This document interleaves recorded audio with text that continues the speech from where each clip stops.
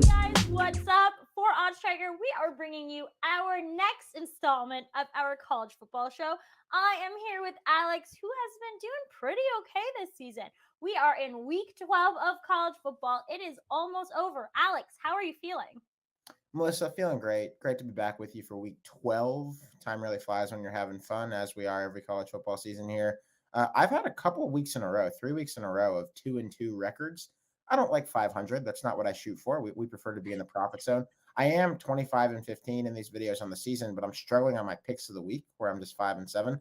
So it's like really been on a tear, 20-8 on everything other than the picks of the week. Goes to show you that when you believe in every pick that you make, there's nothing special about the pick of the week, but I'm going to try to get back on track with that this week, and even pick an odd number of games so that it's impossible for me to go, or almost impossible for me to go 2-2. Let's hope you're right. Anyways, with that being said, you've got a couple of picks for us before we get into your very grueling pick of the week. So why don't you just lead us off? Take us home. Yeah, I'll get us in there. We'll talk about a few games this week. I want to start with SMU at Tulane in the American Athletic. I'm going to take Tulane -3 in this game. I like the way of even Wait, winning the field goal. this is Yes. really funny because that's also my pick of the week. So let's see what What? you got for. What? Yeah, wait, I didn't even notice. So that Uh, was my bad, but I'm excited no. to hear what you have to say. Melissa, what you mean is that this was foreshadowing, and this is just the way we're telling the story. This is just the plot arc building up to Well, it. I would like to say though that they did lose respectably for us in last week's episode. We did pick against them, so it's exciting to see them in a bounce back. We love Yeah. back spots here at OddsChecker. Mhm. Yeah, they went down honorably to UCF in a game that you picked, and then I believe I picked elsewhere as well.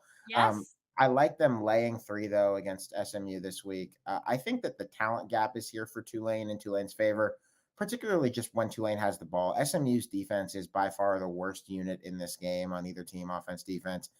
SMU can score a lot of points, but I think that Tulane is steady enough on defense to prevent Tanner Mordecai and company from really going supernova in this game.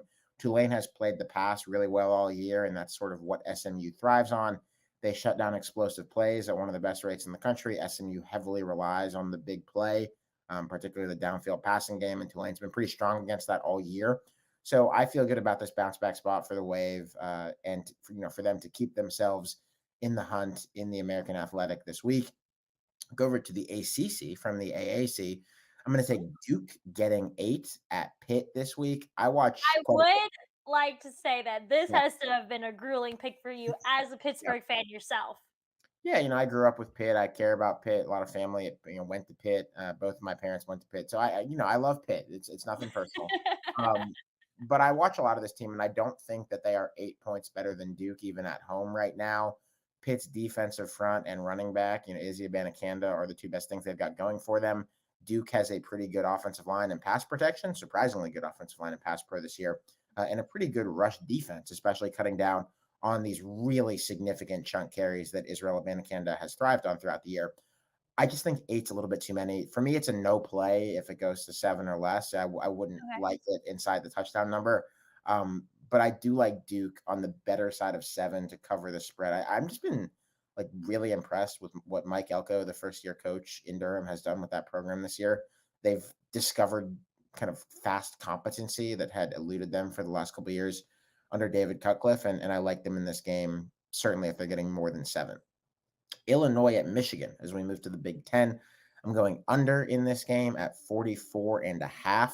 So at this point in the season, as we get to these last 2 weeks of the regular season, I start to let psychology kind of come into my mind a bit about like how I think teams are going to approach games in light of future contests that they have over rivalry weekend at Thanksgiving and over conference championship weekend, perhaps. In that spirit, I could see Michigan pulling some starters in the second half of this game and slowing things down pretty considerably. We both know what they've got in Columbus a week after this game playing Ohio State. It's maybe the game of the year in college football, certainly is in the Big Ten. More than likely that a college football playoff spot will be on the line for that game, in addition to it being a huge rivalry. Michigan is going to have an easy time with Illinois. I think Illinois can't score enough to really keep this game close. That contributes to the under, but I think Illinois' defense under Ryan Walters, their coordinator, is really strong. And I think you mix that with Michigan having some incentive to just sit on this game at the end of it. And it all just sort of smells to me like a good under spot as we look at these two teams.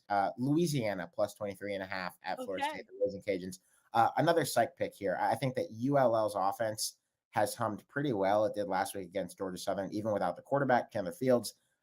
I think this is a look ahead spot for Florida State. They have a big rivalry game against Florida the next week. This is the time of year, like I said, where I really do believe in sort of programs managing games a certain way, depending on what they've got coming up. FSU has played a lot of really physical opponents of late, and I think could use to probably give Jordan Travis, for instance, a little bit of rest at the end of this game if it's going the way we think it is. Louisiana, not as bad as their record, not awesome, but I think is even in this year where they've regressed a great deal after losing their coach Billy Napier and a lot of players to the Power Five. I think that they can cover 23.5. I feel good about it given the spot on the schedule. So Raging Cajuns plus 23.5 at the Knolls.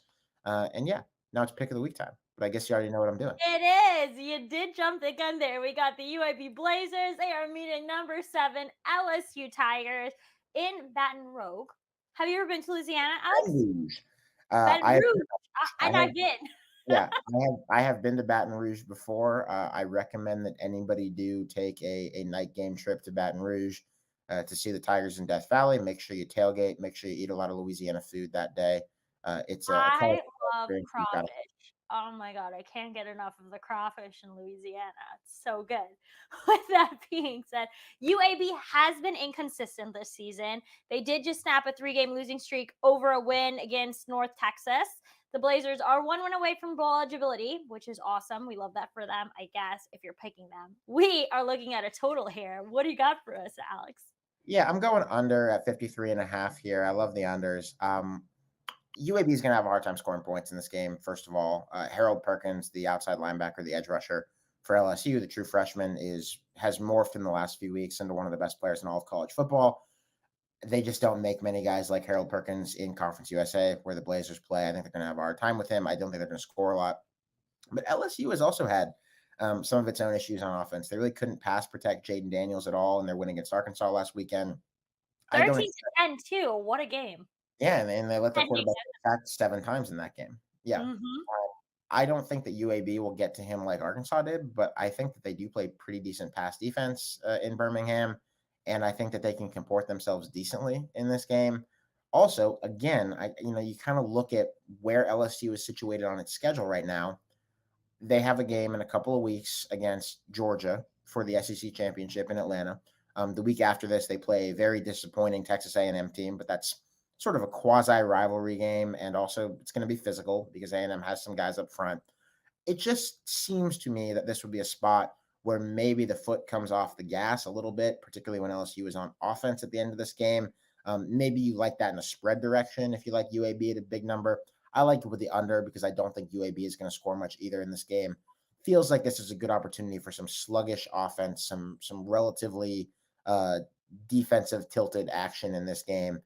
And so I feel good about these teams not scoring that many points, under 53.5. 53.5. That is a big number to begin with. So we'll see what happens. Your totals in general have been pretty solid on the show lately. So Yeah, totals have been, I think, really my bread and butter this year. I've had a very good time with totals.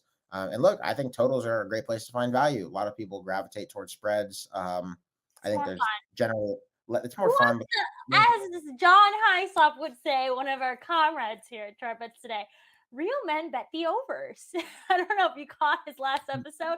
He's wearing like a huge blue shirt, and that's what it said. And I just couldn't stop laughing. So I believe that bettors of all kinds, all shapes and sizes and genders can find validation in the under from time to time as well. but And I'm some might feeling argue that life is too short to bet the under. some might argue that. Yeah. Well, there is one thing we can agree on this week on the show, and that is my pick of the week, which is just your regular pick. So I feel like we're in really good standings here. Yeah. It is the SMU at Tulane game. Now, last week, I'm just going to reiterate this really quickly. We did bet against Tulane, and this week we're betting for them to be in a great spot for a comeback. Their coach, Fritz, has always done such a good job preparing these teams after huge losses. I'm actually going to give you some numbers. I don't know if you're a number guy, but they are 6-C at the spread. 6-C? 6-3 at the spread when coming off a loss. So I think the odds are in our favor. Tulane is also 33-10 straight up. 29-14 at the spread when playing as favorites under this coach Fritz. And I don't see them slipping up another huge game like this when they have to win outright if they want any type of bowl eligibility. So we think we're in a good spot. And the Mustangs they're 1-3 both straight up and at the spread in games when the line is between +3 and -3. We're getting Tulane at -3. We're in a good spot. Some books still have it at -2.5, so it just depends. Roll wave. Feeling great about it. All right. And we love Louisiana. We love some crawfish. At least I do. We're in a good spot here. I'm excited to see how this game turns out. With that, we will see you guys next week, Monday, for college football week 13. It's crazy. The time is just flying when you are having fun and cashing in.